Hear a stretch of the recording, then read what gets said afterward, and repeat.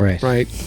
You can put earbuds in and just put outlets in all day long. Sit down in a bucket, little tiny pouch full of exactly the tools and wire nuts you need, ready to rock and roll. Yeah. You're in the mud, you're doing something crabby, the weather's terrible, going, I'd give anything for that repetitive, nice, warmed, air-conditioned job. Right. And that's what I'm asking you. Are we in the era that we need to do this now? It feels like we do. I think it's coming to that. I got it. Feel better after that one? A little bit. Not wrong. It's funny to have you do that, man. I've been getting that a lot lately because I got that trip coming up over Christmas now that we booked. I don't know if I was telling you. Mexico. Yeah. Right. Yeah. So I know I got to lose a couple of pounds along with some stuff that might be coming up. Maybe if we start doing video on this thing, wouldn't hurt to be a few pounds down. I'm not a fat piece of shit, folks, but I could lose a couple pounds. So neither am I, but I'm getting there. Right. So I mean, been getting out for a lot of walks. I've got that. I see that photo of that goddamn military fucking weight vest I'm walking with now. Holy God!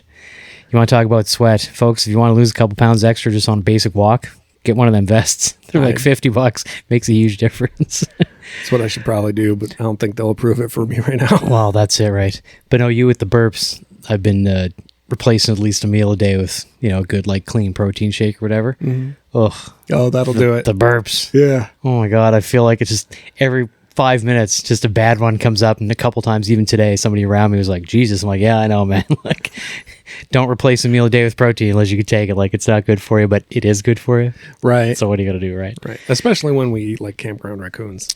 I have been better the last couple weeks. Like I said, I am making an effort to kind of move in the right direction. But with me, a little more exercise and a lot less drinking seems to do a lot just for me. Yeah, it does. So, have you ever done those overnight oat things? No, I haven't. What's that? Oh, I mean, yeah, I've heard of it. I've never tried it. When I was working full time, I started getting into it. Now I'm not working right now, but so I don't do it. But no, I used to make them every night and take them to work with me and have them on morning break. And I just made my own at home, and they're a good source of protein. As we've talked before, I rarely eat during the day because it just makes me draggy. Like, it makes me lag. But I know everything I read, everything everybody says, like, you got to have something for breakfast to start the day. I'm going to have to start, like... I don't know if I completely agree with that. Breakfast is when you break your fast. It's whenever you have it. That's true, right? But my understanding is, and again, we've talked a million times that the internet's fucked. You get one thing that says one, something else that says another. It's the, look, protein burp right there, folks. It's the idea of getting your metabolism at least started in the morning, right? So yeah, get it going. And of course, for people who don't, I don't know if there's people like me out there. Man, I can't drink coffee during the week because 20 minutes after I have a cup of coffee, I better be within eye shot of the bathroom. And you never know if you're going to get stuck in traffic or you're going to get rerouted. Is there a nice, clean, available bathroom on your job site? Right. So I don't get to have coffee during the week, so I'm worried the same thing will happen if I start eating breakfast too. So we'll see what happens. Pretty much. But on that note, man, today, I would like to welcome everybody to the East Side Job Trailer, since we've got these named now. Yeah, boy. Here at the I Shower After Work podcast. John is with me as always. How are you, buddy? I'm fantastic, my man. Another beautiful week. We haven't recorded in a few weeks. We've had a lot of shit going on. Yeah, we had a lot of stuff going on lately, so it's good to be back here. But as you heard there, we're just talking a little bit about staying motivated, and I thought that would be a good subject for today. Right. I mean... But we're talking about staying motivated in our careers. Correct. Yeah. Slightly different idea, right? Yeah. Right. Listen, I know it could be talked about in the work life moment. I'm talking about staying motivated on the job, because listen, the trades we've talked about early and often. It's a great career path, but you have to admit sometimes, buddy, like a lot of jobs, it can be hard to stay motivated when you get a long-term stretch of the same thing. Oh God, yes. So, I mean, whether it's as an apprentice hanging lights for the 50th day in a row, or a framer who's now building the same room over and over in an apartment complex, or finishing concrete, which we can all admit is pretty repetitive, right? Yep. Sure, the paychecks are fantastic, but you have to have a reason to keep at it all the time. Yeah, you do, and it's a labor of love. It really is. It has to be. Yep. And you have to enjoy what you do. You have to be able to see how important what your job actually is. Like, because it doesn't matter if you're hanging lights for the 50th day, if you're framing up the same unit, it's all vitally important. Right. I was talking about this episode with a friend of mine recently. It's an office job guy. And he just sort of looked at me with that "get the fuck out of here" idea in his face, because he's like, yeah, that's my job. That's my life. And then I got to thinking like, oh yeah, that's office jobs too. Like same form, another TPS report. Like, what are we going to do? Right. TPS report. So I was like, yeah, that makes a lot of sense actually. But for us, where, especially where it's so physical, it can frustrate, especially new tradespeople getting in. Right. But just as much someone who's been on the job for a really long time to not like what they're doing anymore, even though it pays the bills and you get the good benefits, as we've all talked about. But I mean, you got to have a reason to get up and get after it every morning, and it's tough some days. Yeah. I mean, for me, I always try to remember I'm not doing it for me. I'm doing it to support my family. Oh, correct. Gives But me even solid somebody who didn't motivation. have a family, a young single person, even for yourself, building your future. Right. Right. That's so hard for the younger group to actually understand these days, because they don't see the big picture of what's going on in their career. They want satisfaction, reassurance. They want to make a difference, air quotes. And it's just like, you will, but just slow down a minute. Yes, I agree with everything you're saying. Okay, buddy? Yes, that's absolutely true. On that note, though, what's the best way to say this? Yes, they want to make a difference and they want to have a career and they want to build things up, but you have to also realize that there's going to be lots of days where it's going to be the same stuff over and over again, because your career, it's never going to be the same different thing every single day. No. It just can't be. That's no career. No. Right. But that happening to people, young or old, new or experienced, pushes people out of the trades all the time. It really does. And it pushes people out of not just the trades, out of any job, out of every single job out there. I mean, I think I looked up somewhere, we've got an average, people are changing jobs, changing careers every 4 years, sometimes sooner, depending on what industry they're in. Food service stuff doesn't make it more than 2 years typically. Yeah, there are certainly careers that I know it's the same thing when I was looking up, that it's easy to jump from one place to the next because it's essentially the same job at a different location. Same thing for us, right? So these sort of problems are definitely career-wide, no matter what you're doing, for a lot of things, right? You will get bored of doing what you're doing. Oh, for sure. It's guaranteed you are going to get bored. Yeah, that's why I wanted to bring it up. The people who are out there going, oh man, I've been doing the same thing day after day, because I talk to as many apprentices as I can. I've got a few in my family even. That's their main complaint. Like, I don't ever do that. I'm always doing the same thing. Yeah, for now. Right. Like, tough it out. Believe me, you're going to want, in 3 years, whatever it is, you turn out, you become a journeyman.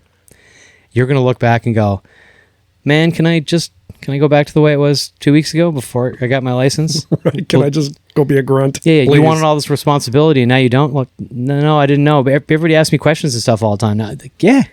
Welcome to the real world, right? Welcome to the job. Right. So, from your perspective, man, the repetition that we do see sometimes working in the trades, especially on a bigger project where there would be a lot of a certain facet, right? Which ones do you find either frustrating or actually satisfying? Because it's not always a terrible thing to have a repetitive stretch. Right. Do some nice, clean, repetitive work where something looks good. Right.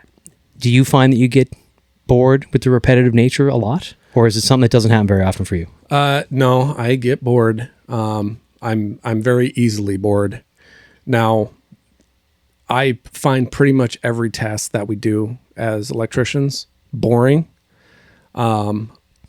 The things that I get a lot of satisfaction out of are big pipe runs and stuff like that, where it's all exposed pipe and it has to look good. And that stuff I like doing. I really enjoy that. There's definitely something for almost every trade between a visual product at the end of the day and one that's hidden in a room behind a wall above a ceiling. Right. We all joke about it all the time. Like, nobody's going to see that. Right.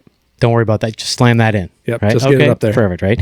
But I do know, and you've admitted on the podcast, your nature has a tad bit of ADD. A bit underlying the surface. And when we say a bit, I can't make big enough air quotes, folks. I really can't.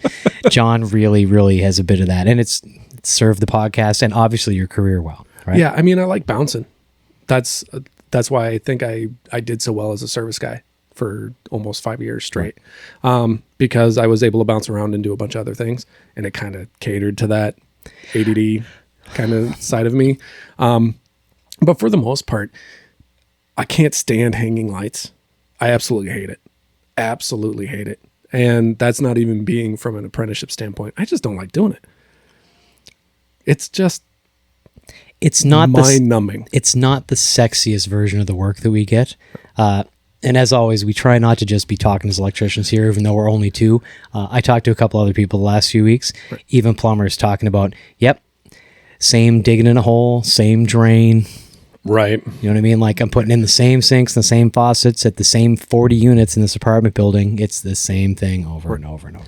Now, I will say this. There is a beautifulness a little bit to being able to shut down, being able to do a job that's so repetitive that you can just let your mind shut down. You ain't got to think about it. You don't got to plan nothing. You know, for us, it's devising. Right. You can put earbuds in and just put outlets in all day long. Sit down in a bucket, little tiny pouch full of exactly the tools and wire nuts you need, ready to rock and roll. Yeah. But I think you develop a kind of love for that after you've had all the responsibility, after you've had to do all the planning, after you've had to run work, to be able to be like, oh, hang on a second. I get to shut down. Wait, I can do the easy job today? Yes. Like, yeah. Yeah, you get all excited. Yeah, How about you? We talk about gravy. I can see the real perspective switch from the last, obviously, 2 years now, just a little over 2 years since I moved into service. I remember the days before of long-term doing the same thing. Specifically, the last couple of years before I got into service, man, I did a lot of solar from the company that I'm working for. Yep. And for anybody who doesn't do that, it's 90% grunt work, moving panels, moving concrete blocks, lining that thing up, and about 10% thought. Yep. Yeah, only 10% of that job is really like thinking and trying to figure something out. Now, obviously, I mean, the ones that I was in charge of, you're thinking as you go and planning. But for a regular employee, just a crew person, that was dull as hell for people. And I felt for them. It's no matter what, there's a few nice days a year where it's kind of cool all day. Have your sweater on in the morning, take it off about break time after you start moving around. That we're okay. But other than that, it's hot in the summer, it's cold in the fall, wet and shitty in the spring, right? I've really appreciated the move to service when it came to not getting bored.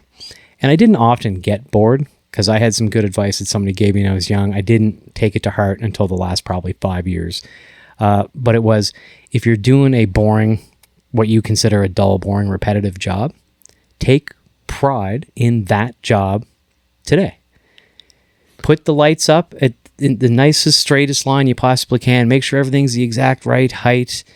You know, beat your number. You put 20 up today, get 24 up tomorrow. It was that sort of thing of just take pride in what you're doing. Right. I did try to think about that a few times. That's a tough thing to sell yourself when it's like your 40th day in a row walking in going, what are you doing today again, boss? Oh, that's right. You don't need to tell me because it's the same thing as yesterday. Yeah. And last week. Oh, and the month before that. Okay, great. Right.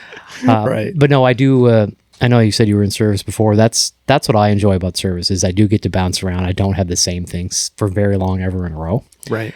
But it even then becomes the same grind of, well, I know this place I'm just changing out an outlet. I know this place just needs a new cord. This is probably just a breaker reset. There is still some dull repetitiveness of it.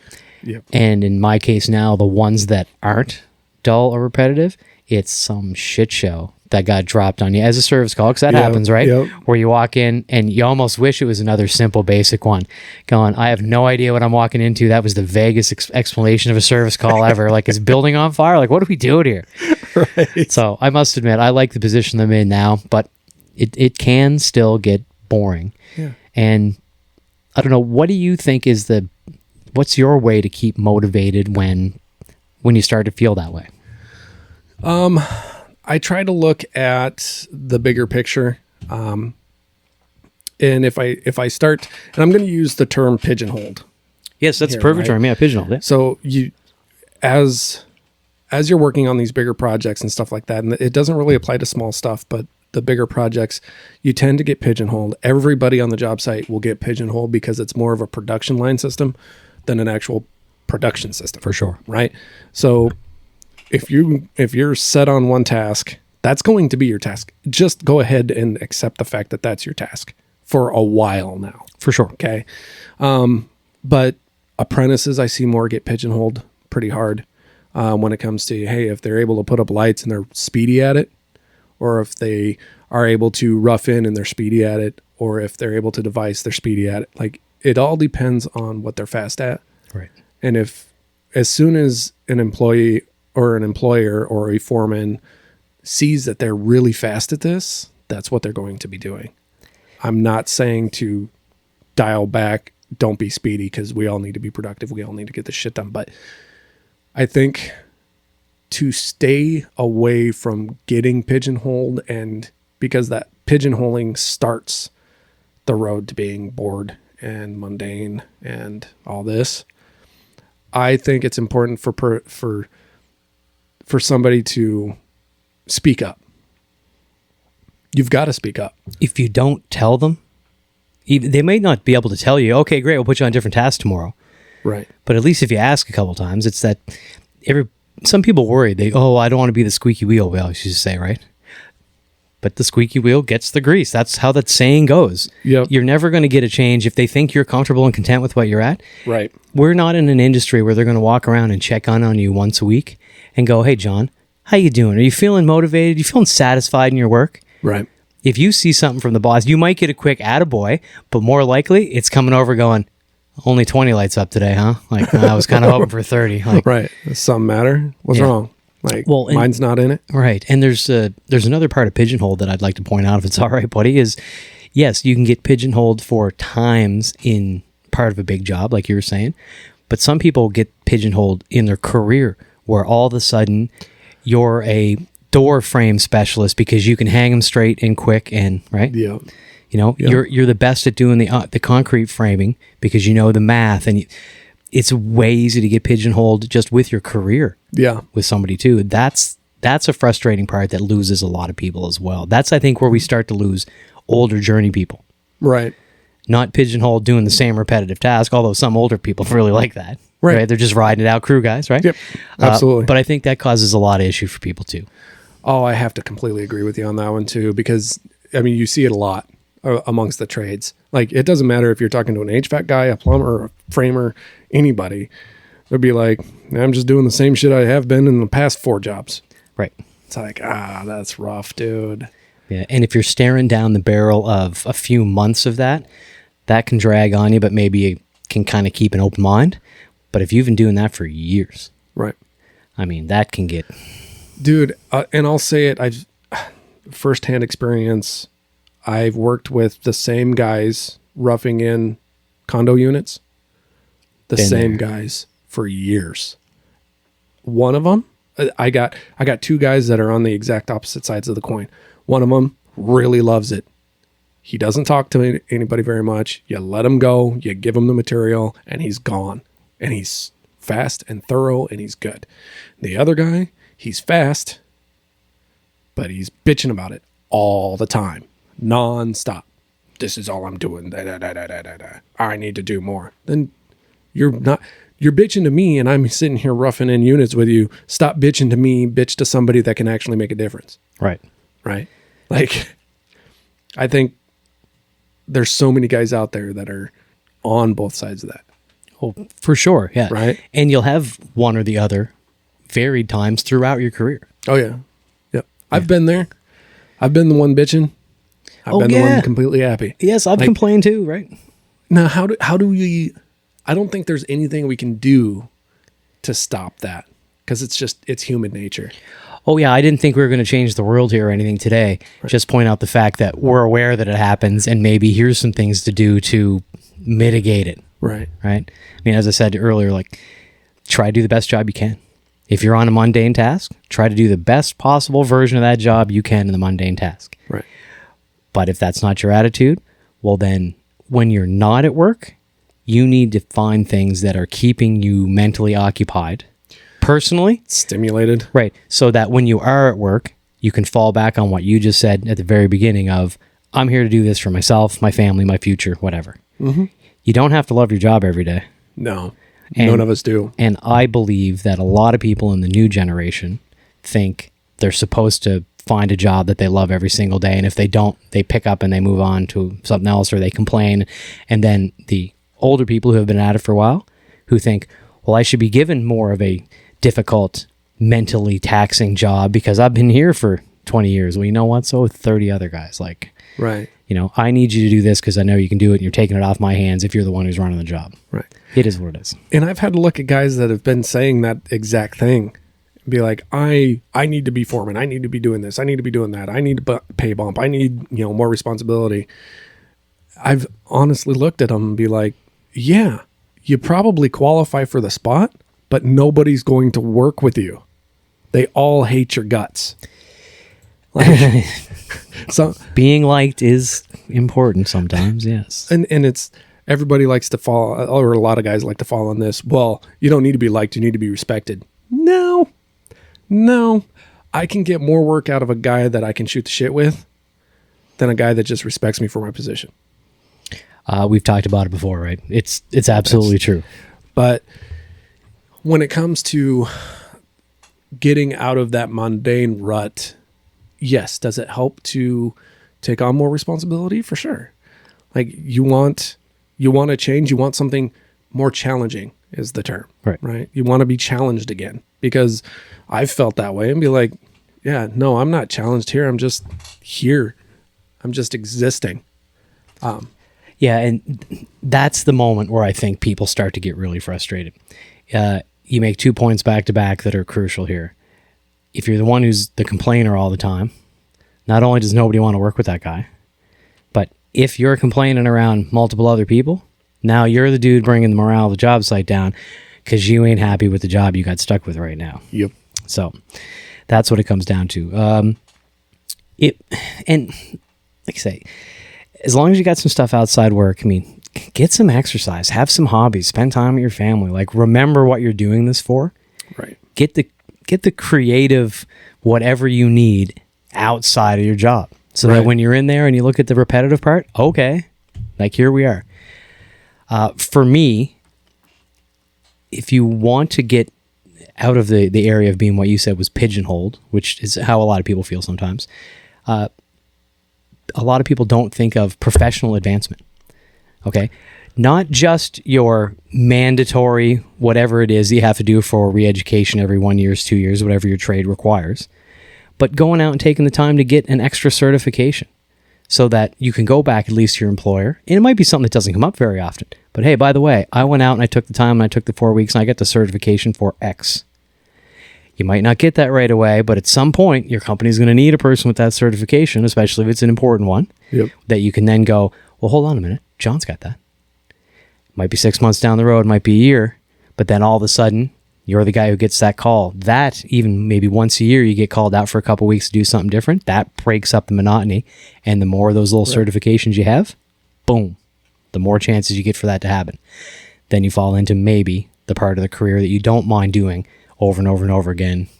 And also you could find something you really enjoyed.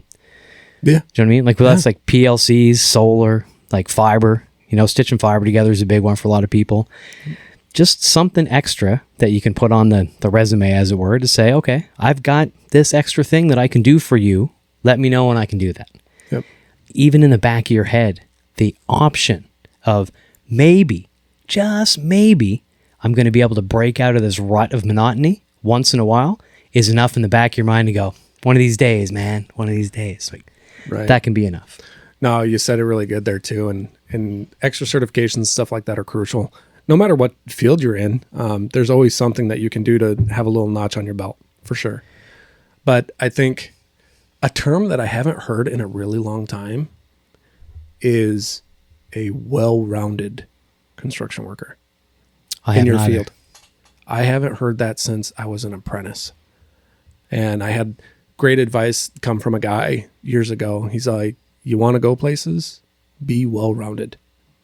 Be able to do a litany of things inside your field, right? As we are electricians here, I want to be a good electrician. I want to be a well-rounded electrician. And I haven't heard that term in a long time. And I don't know if people have stopped focusing on it or what. It was my biggest goal for the first 10 years of my career. I wanted to do a little bit of everything. Have we, as an industry, maybe started the last 10, 15 years especially, using apprentices as labor and not as students? Oh, for sure. I know we talked about it a little bit in our apprentice episode way back. That's part of that, I believe. Yep. When before it was a badge of pride for an employer or a foreman or a journeyman to be able to go, hey, I got a new skill that I'm working on today that I've done, but I know you haven't seen. Come on over, learn a thing or two. Right. You don't get that opportunity as much now because they're just trying to get jobs done, the cost of everything. Like, no, put them on something that they can do and get them to do it quick and make sure they're doing that one little part of the job that they can't F up. Yep. It's part of the whole deal, right? Yep. And it starts right there. That attitude starts the pigeonholing. It does. I mean, that is the stop to a person's roundingness of a career.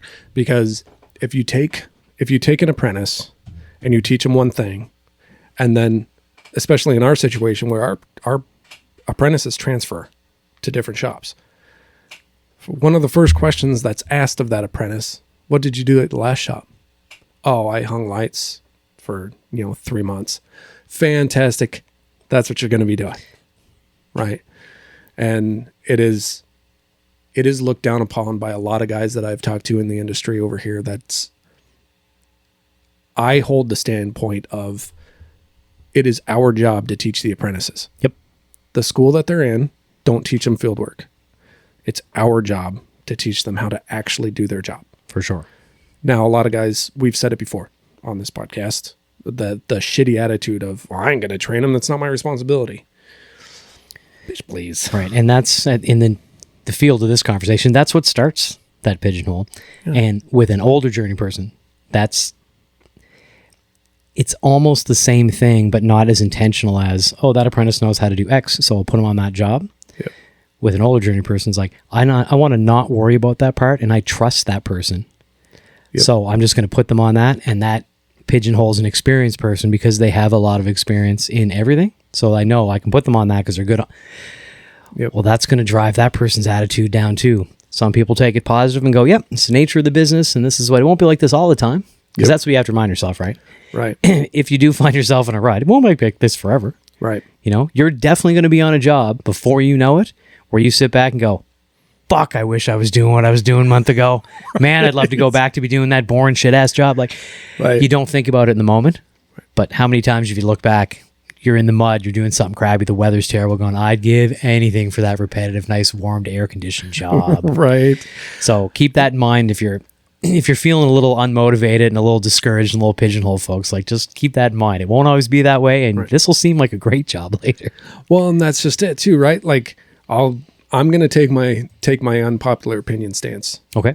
And that kind of ties into that whole deal of, you know what? And like I just said a little bit ago, as an apprentice, and I'm going to speak for the apprentices really, because journeymen, you should already know this, but you need to stand up for yourselves. Get off your ass. Start asking questions. If somebody is doing something as an apprentice, if you're an apprentice and you see somebody doing something on a job site that sparks an interest, ask them what they're doing. Ask them how to do that.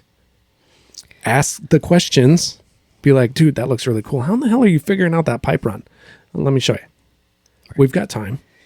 Take the time to teach, but my biggest thing is fucking say something. Get off your ass and say something. Yeah, they're never going to know you're not happy. And if your only way of letting them know that you're not happy, for anybody who is listening in this part, if it's because they hear you bitching and complaining, that's not a positive thing they're hearing from you. Right. That's a negative thing they're hearing. You asking to learn more, even if they are frustrated because they want you working on the task you're working on, at least they know you want to. Right. You're motivated to do better, not bitching because you don't like what you're doing. Right. It's the same thing in two different lights, two different facets, right? So It's something to think about.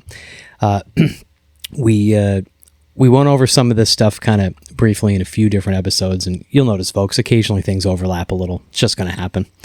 In perfect note of our conversation today, like sometimes it's going to be repetitive shit, right? Shit, yeah.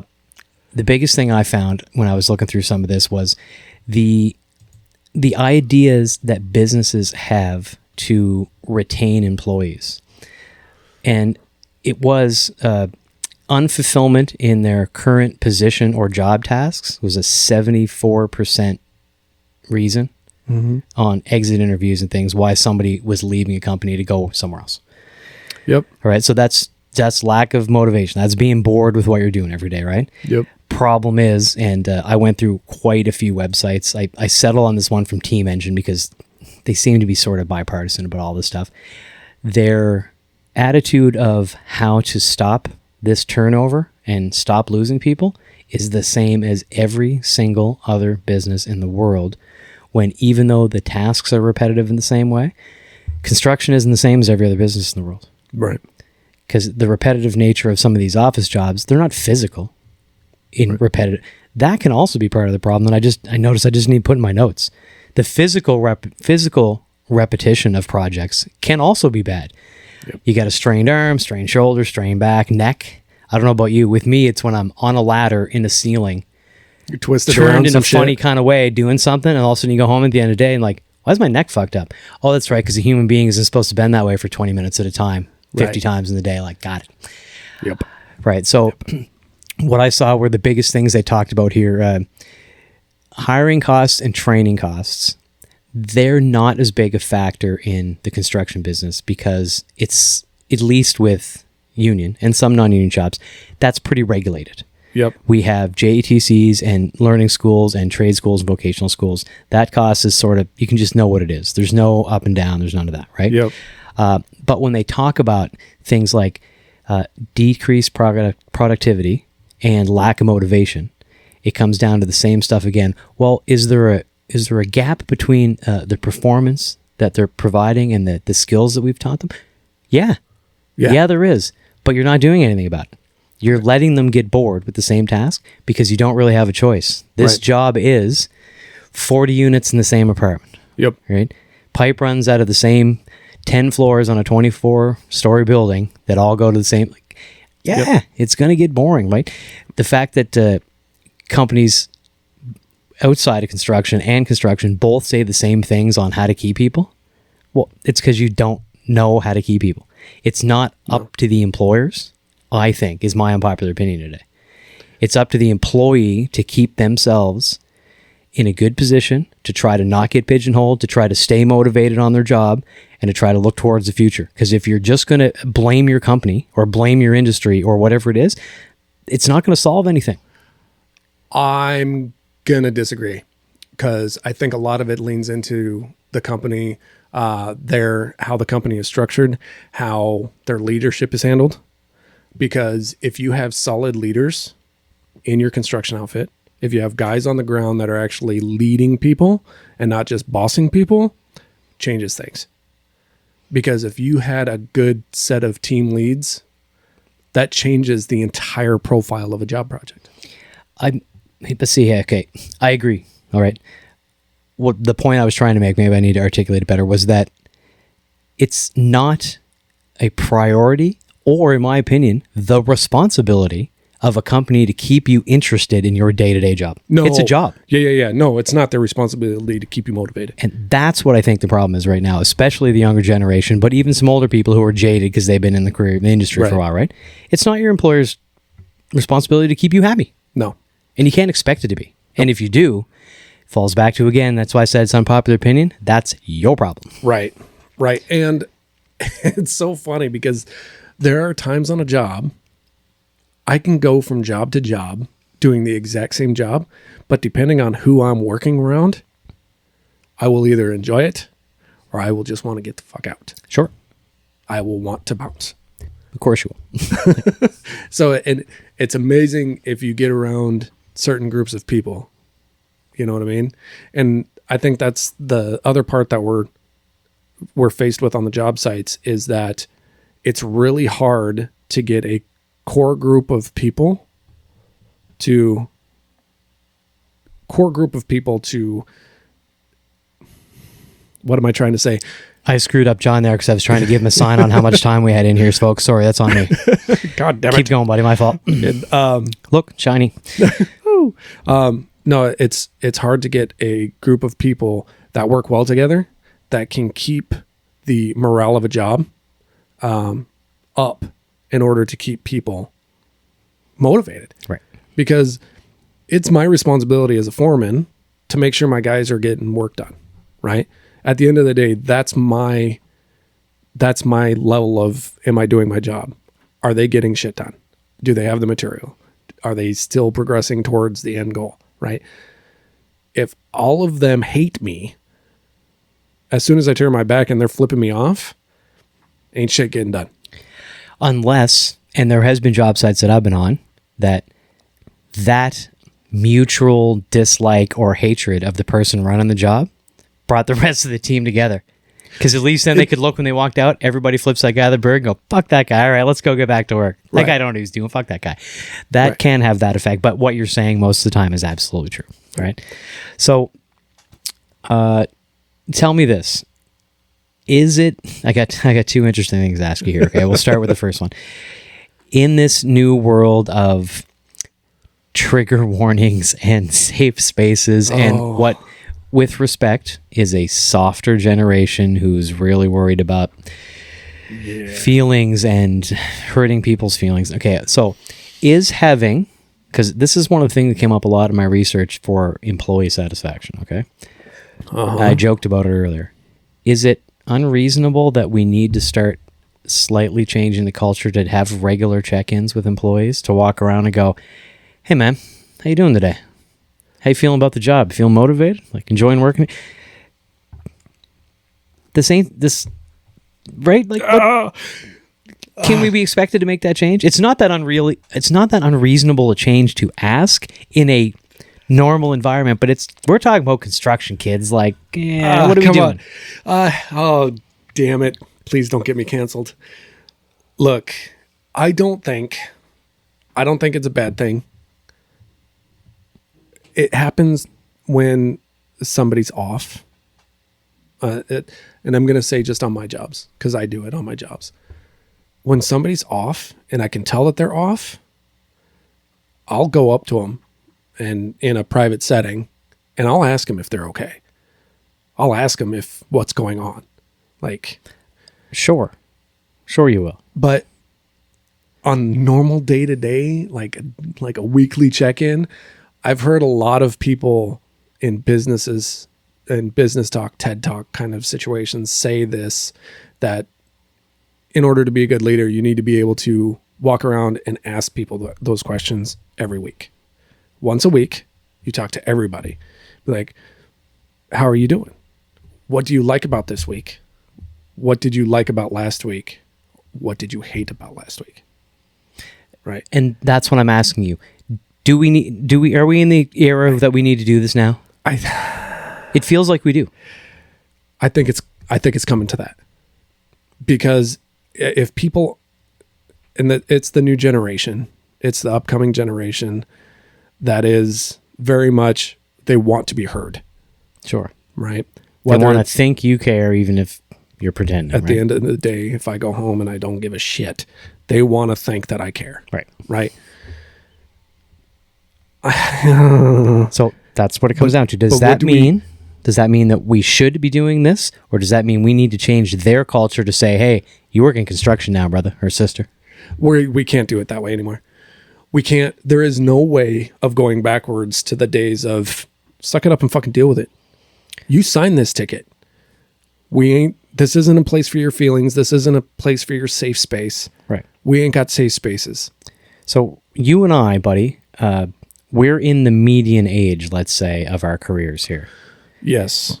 20-ish in, 20-ish to go, give or take, one way or the other, right?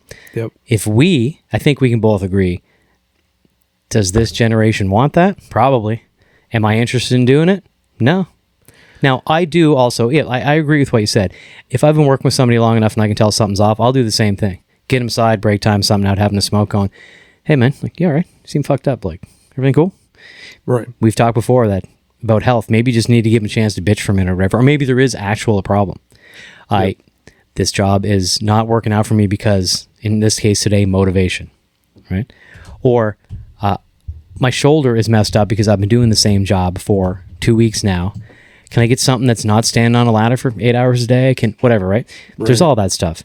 But if we are the median as far as age goes, and we think that this newer generation needs these weekly check-ins or whatever to make sure their feelings are okay and they're not overwhelmed or whatever their fucking excuses that day, right? Yep. Some of them legitimate, some of them not. I shouldn't roll my eyes, but I can't help it. Right. Right? The older generations, most of them not going to do that. No, they're not. They don't care. We got, let's say just the people the last 10 years before they're going to retire. What do you think? We're going to get them to go in for retraining? All of them at the shop going, all right, journeyman, you got to start being nicer to the young people and worrying about their feelings, and skinny jeans are okay, and we might have a furry on the job next week. You're going to get people who get frustrated about that and go, you know what? I think I can retire a couple years early. Fuck all of this. Yeah. Right? Yeah. Don't bring a furry onto my job site. Fucking don't. I only bring up the Open furry fucking thing. Season. I only bring up the furry thing because it makes me laugh, and you keep seeing it on the internet now. But I was just trying to think of a dramatic example of something going on in this thing. Right. That obviously wouldn't happen in construction. That person would get, there'd be an attrition to get them out for a regular quote unquote reason. Right. Not, it wouldn't because, hey, listen, we don't have furries here. Like, yeah, listen, it's a safety violation to try to work in that cougar suit or whatever you got on. So if you're not willing to take that off, we're just going to have to send you to the next shop. You're only going to go a couple of shops, and the union is going to go, yeah, or even a non-union shop. They're not going to screw around with all that, right? So I think I don't think the older generation of leaders and stuff like that that are put in a position of leadership are going to ever deal with it. I think they're just going to be like, no, this is how it is. Fuck off. Which is basically the way construction has been to its core for since there's been construction. I think you're going to see with guys our age in our positions, in our level of careers, like you said, kind of the median spots, we're the bridge between those two. Just like, because, I mean, let's face it, you and I both are on the cusp of millennials, right? With our age range. Kind of, yeah. We're bridging that gap. We're bridging the gap, certainly. Right. Yeah. So with us bridging the gap, we're faced and we're forced to bridge the gap in every other part of our careers to soften the blow from the old hardcores and toughen up the younger ones.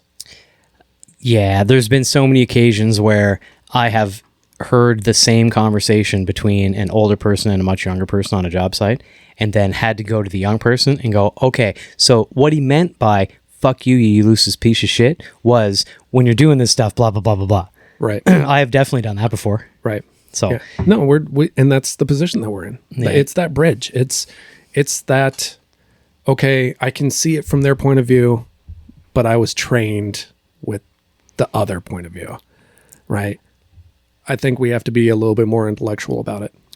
But the reason I brought it up is because I think in the context of this conversation, as far as motivation goes and getting bored and things like that, we're still old school construction enough that I know for me, I'm not going to speak for you, but I think I'm probably right.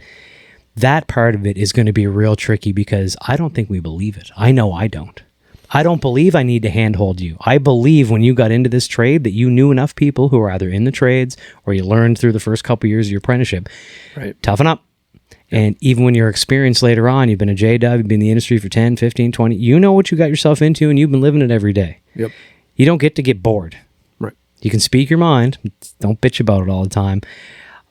I think that being that bridge is difficult, especially for me, because it's not culturally part of construction, buddy. No, you're right. It's simply not. No, and you're 100% right, and I'm the same way. It's just some things I can handle better than others. Some things I can definitely be like, no, I get it. Like, he told you you're worthless pile of shit, and you actually believed him. Don't believe him, for one. Just keep on with your fucking day. Right? Yeah. Just hope you're not in the crosshairs next time. Right. Yeah. You do that by not complaining and not screwing up too often. Like, oh, hey, you fucked that up? Yeah, somebody's going to call you an idiot. Right? At some point in your career, somebody's going to be like, is anybody up there? Jesus fuck. Come on, knock, knock. Who's home? I know it's hard to talk about having a thick skin, especially when we're used to it because we've been here for a while. But trying to explain to somebody who doesn't have a thick skin that all they need to do is have a thick skin, I know that's not as simple as me just saying that. It's like anything, right? Hey, quit crying. There's nothing to cry about. Oh, there isn't? Okay, I'll stop crying. They don't know when you tell them, hey, you can have a thick skin. Right. So, it's your responsibility to get offended or not. Right. That's on you. Right. Whether you get offended or not, that's your problem. That isn't the other person's problem. Right. If I call you a fucking idiot and you get offended, that's on you. I've been offended. Right? Like, I've literally wanted to throw somebody off a balcony because he was talking smack. Right? Because he offended me. I let it go. I bitched about it, but I let it go. I took daily abuse for 13 years of my career about being Canadian. Oh, God, yeah. As soon as somebody found out, that was one more person in on the jokes every time. I still do it. Right. Everybody does. I just see it less because I'm not on job sites now, right? Even on job sites, when I run into people, like they'll see my name tag on my clothes say Canada, folks. That's what everybody calls me. We've never really brought it up much in the podcast before. But Once or twice. Once or twice, yeah. As soon as they see that, like, oh, they're fucking Canadian, another foreigner. I'm like, yeah. Like, be happy I'm the English-speaking tax-paying kind. Like, you know, what are we fucking complaining about here? Like, after all these years, I felt a little bit like a comedian. I got good at handling those heckles. Yeah. And I always had 5 or 10 really quick comebacks to come back with again and go, yeah, just to shut people up, right? So, little tangent there to get us back on track. The other question I had for you, and this is just sort of a random one, buddy. We know what our repetitive, mind-numbing tasks that kind of hurt our motivation sometimes can be in our trade. From the outside perspective, what look like nightmarishly boring things in other trades that you see? I'm going to say right now, I'll get you off from concrete looks dull as shit to me. That seems like the same fucking thing every day until you die. Right. It's important. It's an important trade. It takes a lot of skill to do it right and do it right the first time. Like, I'm not saying it's easy, but man, does that look boring and repetitive. Flat roofing. I mentioned not years ago. I mentioned in an earlier podcast. I did it for a while in my first year living here. There's only so many rolls of fucking rubber lining that you can put so out and dull. that's the one that would drill a hole in my head. Yeah, I can see that. Rubber roofing would suck. Yeah. Flat roofing. Yeah, I also especially floor tile people. I mean, wall tile, same thing. I've bitched ad nauseum on this. I did, by the way, folks, if you've been listening for a long time, got my kitchen tiled, just not grouted yet. It doesn't look bad. Turned out all right. John gave me the thumbs up, so it's okay. But yeah, the people who are just on their knees all the time doing that seems nightmarishly boring and repetitive to me. Like, what's the difference today? Oh, different color, different size tile. Okay. Yeah. Different size room. Great. But I mean, the generics of that, I've watched those people over the years. It's the same buckets of the same goop they're putting down. They with never the same look tool. happy. I've never seen one that looks happy, right? Ever. No, that's a lie. I've met one happy tile guy. Yeah. One. Yeah, he was cool shit. I met one happy tile guy, and the only reason he was happy, and he admitted it to me, was because it was him and 2 apprentices, and one of his apprentices was a low 20s something, very attractive young lady that, if you don't know, flooring tile people, they have these special knee pads that they're down so their backs and knees don't break. I mean, that lady was on her knees with her butt up in the air. It was an unproductive section of the job site because every time a dude walked by, they slowed down. Like, fucking pigs. Pigs. Everybody knew where that lady was, right? It was really bad. So yeah, that's a few of those things. So without going too far here, obviously, like I said, having things outside of work to keep your mind occupied and to be healthy and happy are important, right? Yeah. Make sure you get some exercise, spend time with your family, have some hobbies, you know, get out in the sun. Yeah. You know, we so often go to work either in the dark or come home in the dark, or maybe you're working third shift. Just do something outside of work to keep your health and your happiness and your serotonin levels kind of bumped up a little bit, because there's going to be some boring patches at work. You got to live with it.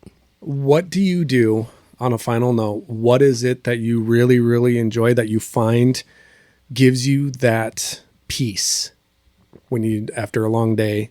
What is the thing that you do that's part of your habit that you really get a lot of peace and happiness from? Irregardless of the weather, yep, I make sure I stand outside. I get out of my truck when I come home. I come inside. I take my work boots off. I drop everything. I take my work shirt off. I go outside for a few minutes. Warm, cold, sunny, rainy, it doesn't matter. Just not indoors. Yep. Outside, feel the rain, the wind, the snow, whatever it is. I just like to get outside a little bit during the day that's not work related. Yep. And I will say, getting those burdens off yourself, those bitches and those complaints when you get home, for anybody who isn't doing that, my wife, God love her. Yeah, mine too. I realized probably 6 years ago. I'm coming up on 18 years of marriage, folks. I probably should have realized earlier, but she's tuning me out a lot of the time when I'm bitching about the day and just nodding at the appropriate places. For a while, she's letting you vent. Yeah, for a while that frustrated me, and now I realize, oh no, she just let me get that out. Good, I'm just keep bitching until she stops listening entirely, walks out of the room. Right? How about you, buddy? What do you do?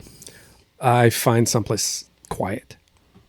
Okay, sure. It's the noise of the job site. It's the noise of the everyday. It's the noise of the life. It's the noise of the kids. It's the noise of the wife.